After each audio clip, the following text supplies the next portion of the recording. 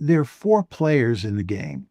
They're the Russians, the Americans, and then there are the Europeans, who've become quite a force recently, and the Ukrainians.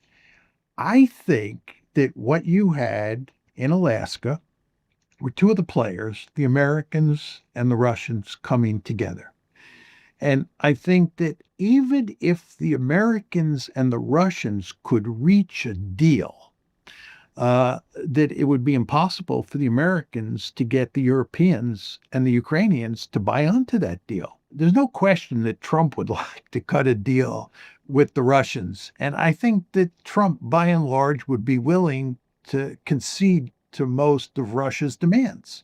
But even if he does that, right, even if he does that, the Europeans are not going to accept it, and the Ukrainians are not going to accept it. And you can't put an end to this war unless all four players in the game agree. That's point one. Point two is I think there's no question that from an economic point of view, the Russians have a vested interest in putting an end to this war. I don't think they're hurting quite as badly as you make it out to be. But more important than the economy is what's happening on the battlefield. And by virtually all accounts, the Ukrainians are in deep trouble. And this includes the mainstream media in Europe and the United States.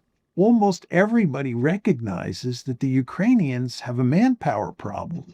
They don't have enough infantrymen to thickly populate the front lines.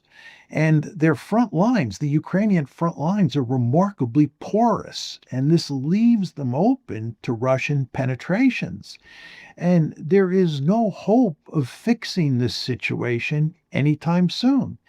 And at the same time, there's all sorts of evidence that public support for the war inside of Ukraine is beginning to evaporate in serious ways.